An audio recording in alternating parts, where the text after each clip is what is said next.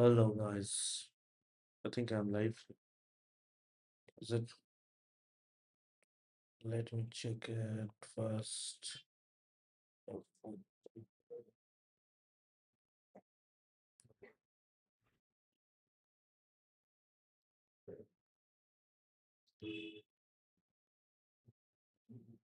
Yes.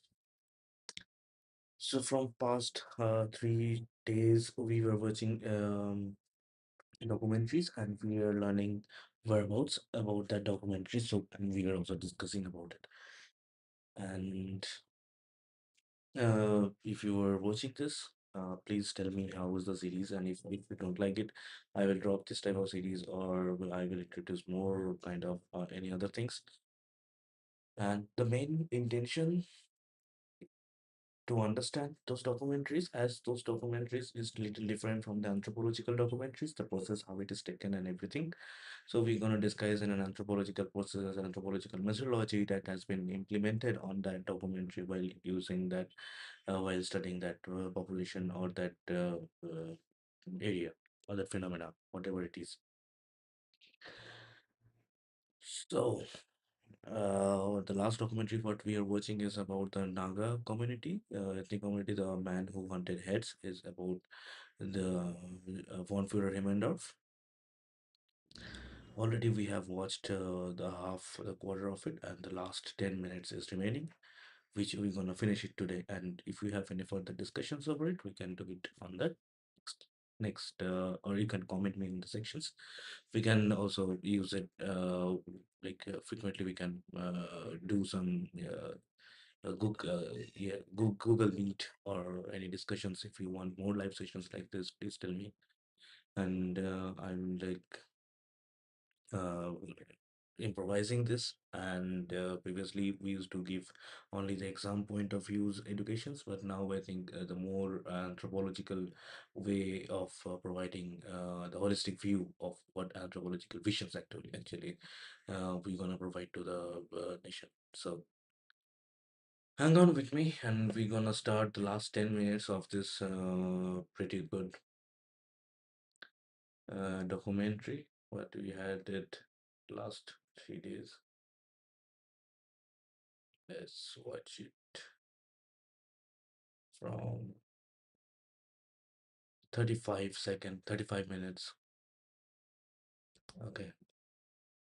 So the all thanks goes to the Professor Alan McFarlane from for uploading this type of documentaries to the public source. Otherwise, these are the gems actually for anthropology. We're studying anthropology, sociology, or related ethnographic fields. Okay, without further ado, we can start this documentary.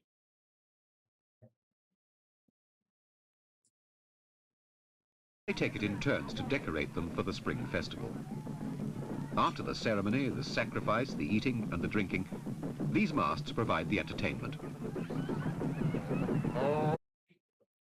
Yeah, so what we observed yesterday, it was like the community feast, community dancing, where they have taken the hunting as a ritual formations, as they don't have that strict hunting over the period of time. So after this ritual feast and community feast and dancing, like community dancing and this is the entertaining part. Yesterday we have watched it. This long mast will hang someone. There's an like that rope will act as an acrobatic field.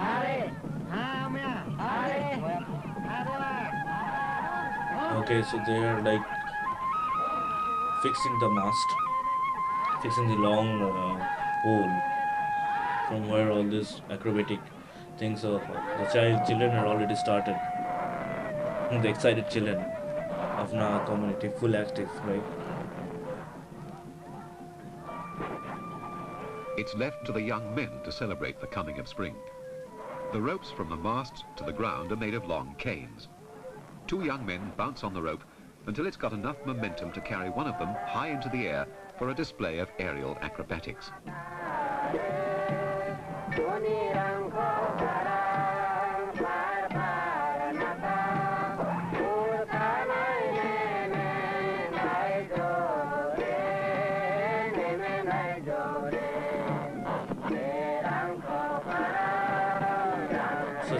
videography with the music.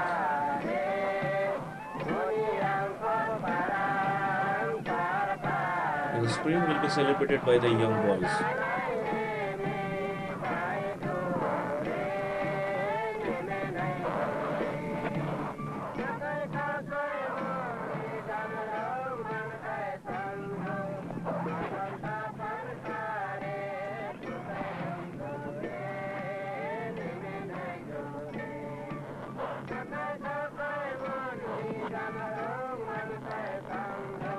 Okay, depending upon the weight of someone, they were creating the momentum first, and then the acrobatic skills will be displayed in front of all this community people to welcome spring.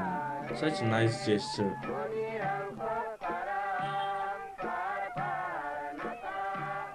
Think about the physical fitness of that population and at that The point of children time. get bored with watching and play in the streets. They've made the football out of a pig's bladder. Oh, they have prepared a makeshift football from a pig bladder. That's how it is. If you They never cry for things. These communities never cried for things. How much they have enjoyed it all their life along. Still, they have banned as headhunters, and all those taboos are related through it, though they were ritualistic. As an anthropologist, we should always advocate about the cultural aspects of any phenomena, what is happening over there. We should not use the judge stick All the as a common Apatonis seem to man. have plenty of energy. They eat well, the air's good, and anyone on an errand goes about it briskly.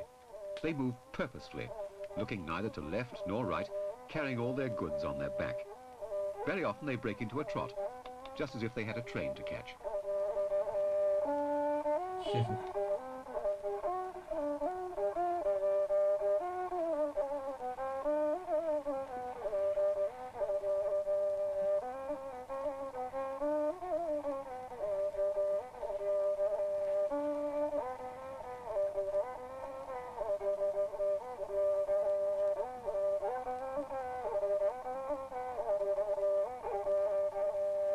They have to move fast to keep up with the changes in their valley. The Apatanis have met many outsiders since their contact with Professor Heimendorf less than 30 years ago. Yeah, The so young this people it know when was they're it was being about photographed. the The old men don't care about such Apatanis. things. But already they're self-conscious, aware of the curiosity of foreigners. The Zapatanis are very fond of tattoos. Look at their ear plugs.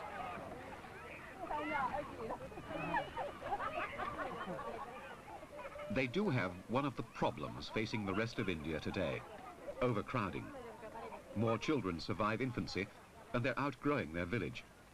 There's no more land for farming. The village is jam-packed full of houses, and some Apatanis now commute at the trot or by jeep to the nearest town. Look at the Robel Jeep. The road may be rough, but at the end of it, there are new opportunities. There's work in the offices, there's So the the healthy headquarters of the infrastructure, Subansiri district, there are houses, and there the are shops. risk went less, and the population grown. So there is no land for to cultivate even. What next? They will move to the urban sphere, urban centers for employment. There's also a school. Like the Nagas, the children are being educated. There's even an Apatani pilot in the Indian Air Force. Oh, there's an Apatani pilot in the Indian Air Force. That's a proud moment for us when A we cinema have the too is proper to be found in the representations town, from a showing Indian films. At the population, first, from a remote Apatani population. shopkeeper. Oh, a cinema.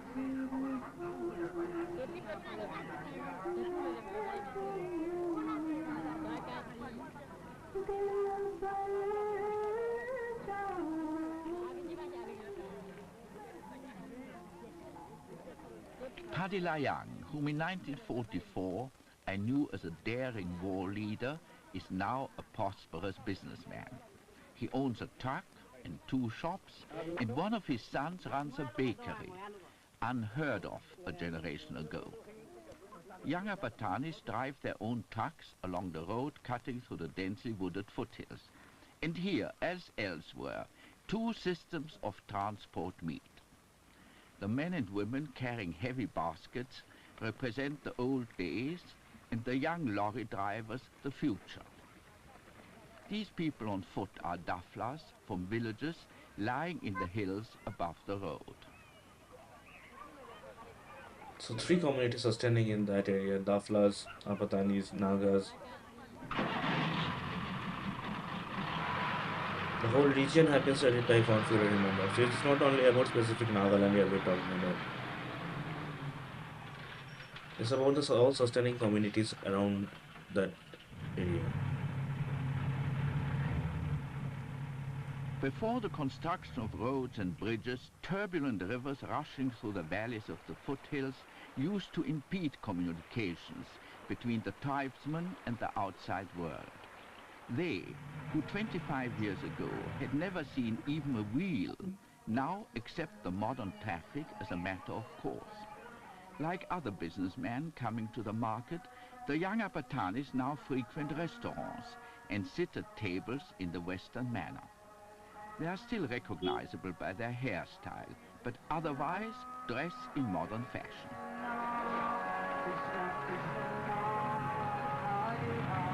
People from the hills mingle in the markets of many towns with Indian plains people. What begins as an exchange of products leads ultimately to many forms of cultural and social interaction. Okay, so from all those places, from The all those celebrations hills of Indian and Independence uptowns, Day uphills, people are coming and gathering in the form of the market where they have a good exchange, idea exchange, cultural transformations, all these exchanges happening. And all this exchange is leading to sustaining of those communities. The community which we can do their best to harness the energies according to Leslie White, and it can sustain more. That's how it is. half long. So previous year, like some when science like this anthropologist is studying, and he revisited this field, and he was astonished with the transformations they have been through. The villages when he was studying, Bonfira Himandra was studying, they haven't seen any wheel in that village. Now they have metal roads, and not the form of traffic what we had in the cities, but in the modest form of traffic in the villages. And also they are going to the restaurants, having modern amenities, enjoying the modern amenities, like and white there's according to him it was like a gentleman, like all says, um, I would say like white man. Show the revolutionary change in attitude. The Nagas and the Apatanis come down to the plains with their once feared neighbors. Their loyalties have widened. It's no longer the clan and the village that are the only group to which they belong, but a district, a country, a continent. The Indian minister taking the parade is from one of the hill tribes himself.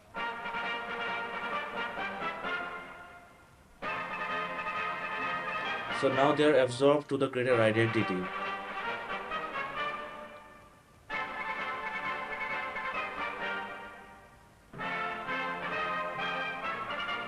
So now all those small tribes tribal conflicts, like inter-community conflicts are not in the major form. Now they have a state, they have a similar, I would say, similar worldview, where they had their representation of a state, of a nationhood, of a districthood.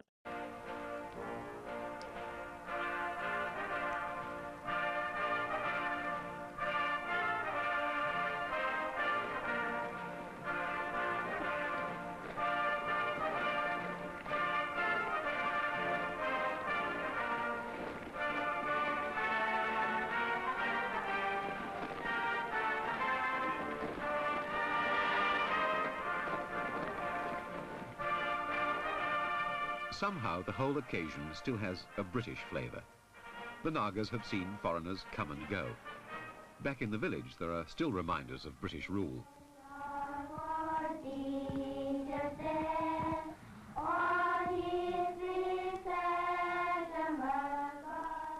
The ruins of a British bungalow crumbles back into the land. But the old British district headquarters is spick and span. well looked after by the Indian commissioner.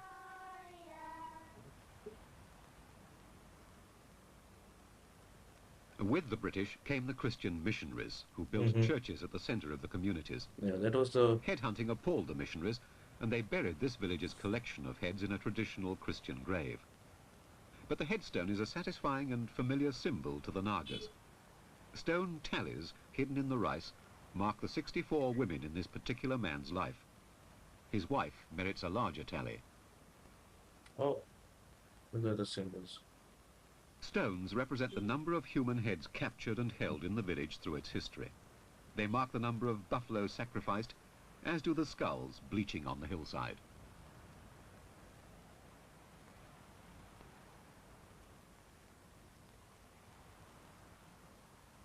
Tallies were records of triumph, so medals were one part of British culture that the Nagas accepted happily. But this man took an office job at headquarters.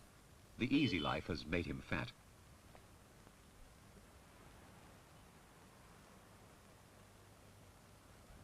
Those are the heads. Now it's all symbol. In the village, this old man is thin. His medals are memories of the glorious fights of his youth. He mimes his bravery and daring when he killed tigers with spears and daggers. But it all happened so long ago, the ants have eaten the stuffing out of the tiger, and its remains are just an empty shell. The old man will find nothing to replace these long-lost excitements, and these children will never know them. The Indian government Mm. encourages them to remember their traditional dances, but already they've got it wrong, and their Indian school friends aren't really interested. The young Naga's excitements will just be the competitive struggles of So all there is a educated people. loss of They'll be cultural safer aspect and slowly. richer than their I would say parents, it's the transformations of but how there's a it is. gap in their Like culture. if you are They're the children of some headhunters, missions and they know little to of the rich rule a that made greater men proud to belong to their community, village then it will and be lent them great like dignity. that only. What will the Nagas do with their headhunting past? Such a great documentary, narrated by Derek Jones, Christopher Von Führer Hemmendorf. Such a good documentation by Hemmendorf. Thanks to Professor Alan McLaren for this good piece of documentary.